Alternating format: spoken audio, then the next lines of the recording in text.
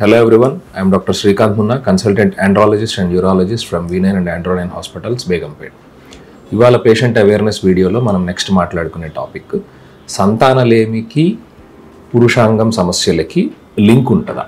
చాలామంది అనుకుంటూ ఉంటారు, అంటే అంగం గట్టిపడట్లేదు సో పిల్లలు పుట్టరు, లేదా పిల్లలు పుట్టట్లేదు సో సెక్షువల్ ప్రాబ్లమ్స్ వచ్చేసినాయి నాకు. సో రెండు డిఫరెంట్ టాపిక్స్ అండి. ఎరెక్టైల్ డిస్ఫంక్షన్ అంగస్తంభన సమస్య వేరు, సంతానలేమి అంటే ఇన్ఫర్టిలిటీ సమస్య వేరు. ఇంపార్టెన్సీ ఇన్ఫర్టిలిటీ రెండు డిఫరెంట్ సమస్యలు, రెండు విడివిడిగా ఉండొచ్చు, కలిపి ఉండొచ్చు, ఒకదానికి సంబంధం లేదు. సో పురుషాంగం సమస్య ఉంది, అంగస్తంభన లేకపోతే నాకు పిల్లలు ఎట్లా పుడతారు సార్, సపరేట్ అని ఎందుకు అంటున్నారు అని అనుకోవచ్చు. సో పురుషాంగం గట్టిపడటానికి it's a vascular and neural phenomenon, అంటే రక్త ప్రసరణకి నరాల హార్మోన్స్ ఉత్తేజానికి సంబంధించినవి. అవి చేసే పనులు డిఫరెంట్. అట్లాగే ఇన్ఫర్టిలిటీ అంటే వీర్య కణాల ఉత్పత్తికి, వీర్యం సంబంధించిన గ్రోత్కి కావాల్సిన హార్మోన్స్ సపరేట్ ఎంటిటీ. సో ఒకటి ఉంటే రెండోది ఉండాలని గ్యారంటీ ఏం లేదు. కాకపోతే అంగస్తంభన సరిగ్గా జరగనప్పుడు సెక్షువల్ ఇంటర్కోర్స్ ప్రాపర్గా జరగకపోవచ్చు, వీర్యం క్వాంటిటీ తగ్గచ్చు, కాబట్టి ప్రెగ్నెన్సీ రావటం అనేది లేట్ అవ్వచ్చు. కానీ లోపల వీర్య కణాల సంఖ్య ఎంత ఉన్నది, తండ్రి అయ్యే అవకాశం ఉన్నదా లేదా అనేది అంగస్తంభనకి సంబంధించిన సమస్య కాదు. సో అంగస్తంభన సమస్య అనేది కంప్లీట్లీ ట్రీటబుల్ ఈ జనరేషన్లో. పాత రోజుల్లో కేవలం మందులు మాత్రమే ఉన్నప్పుడు, మందులు కూడా సైడ్ ఎఫెక్ట్స్ ప్రొఫైల్ ఎక్కువ ఉన్నప్పుడు, అందుబాటులో లేనప్పుడు ఈ ప్రాబ్లం తోటి పిల్లలు పుట్టకపోవటము, విడాకులు జరగటం అనేది రొటీన్గా జరిగిన రోజులు ఉన్నాయి, లేవనట్లేదు. కానీ ఇప్పుడున్న మన సైన్స్ అడ్వాన్స్మెంట్కి ఎరెక్టైల్ డిస్ఫంక్షన్ అనేది కంప్లీట్లీ ట్రీటబుల్. కానీ దానికోసం మనం ఎంతవరకు, ఏ స్టెప్ వరకు పేషెంట్ని మనతో పాటు తీసుకొచ్చి రిపోర్ట్స్, రిజల్ట్స్ చూపెట్టాలి అనేది పేషెంట్ టు పేషెంట్ డిఫర్ అవుతుంది. కొంతమంది సింపుల్ మందులకి, సింపుల్ కౌన్సిలింగ్కి రెస్పాండ్ అవ్వచ్చు.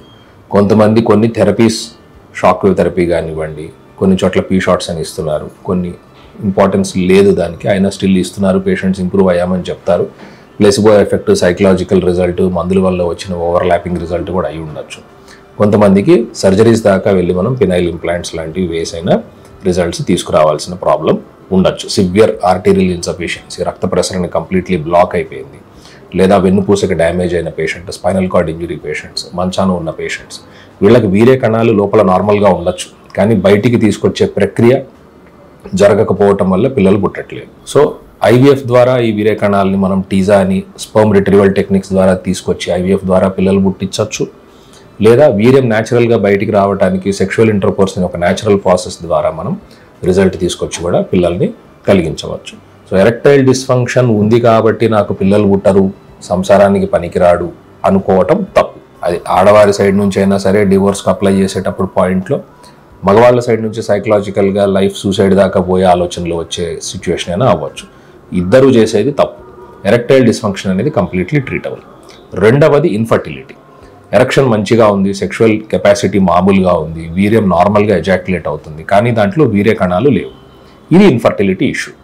సో ఇన్ఫర్టిలిటీ ఇష్యూ అనేది కూడా mostly 90% of the times treatable situation. కేవలం జన్యుపరంగా వీర్య కణాలు తయారు చేసే జెనెటిక్ మెటీరియల్ బాడీలో లేకపోతేనే వీర్యంని మనం ఏదో ఒక ప్రాసెస్ ద్వారా తెప్పించడానికి ఫెయిల్ అవుతాం.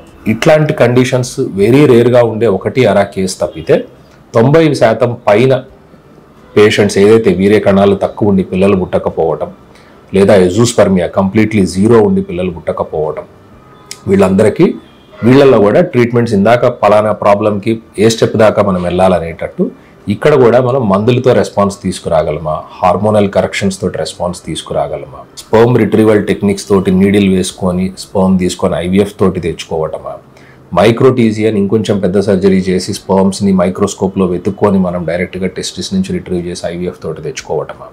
ఇంత కూడా అవసరం లేదు, మందులతో వాడగానే ఇంప్రూవ్మెంట్ వచ్చింది, కంప్లీట్గా రాలేదంటే న్యాచురల్ ప్రెగ్నెన్సీ రాలేదు, కానీ ఐయుఐ అనే ఒక చిన్న పద్ధతి ద్వారా సగం కౌంట్ నార్మల్గా ఉండే దాంట్లో సగంకి మనం రీచ్ అయినా ప్రెగ్నెన్సీ తెచ్చుకోగలమా అనేది డిఫరెంట్ పేషెంట్స్కి డిఫరెంట్ స్టెప్స్ వరకు మనం వెళ్ళాల్సిన అవసరం ఉంటుంది.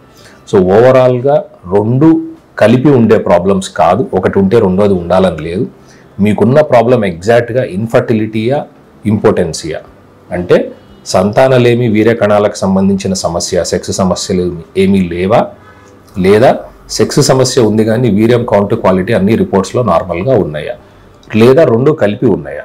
ఈ డిఫరెంట్ కేటగిరీ ఆఫ్ పేషెంట్స్ని మనం సెగ్రిగేట్ చేస్తే ట్రీట్మెంట్ వాళ్ళకి కూడా కాన్ఫిడెన్స్ పరంగా సింపుల్ అవుతుంది. చాలామంది ఒక ప్రాబ్లం ఉందనుకొని రెండో ప్రాబ్లం కొని తెచ్చుకుంటుంటారు సైకలాజికల్గా. సో ఇట్లాంటి తప్పులు పొరపాట్లు చేయకండి.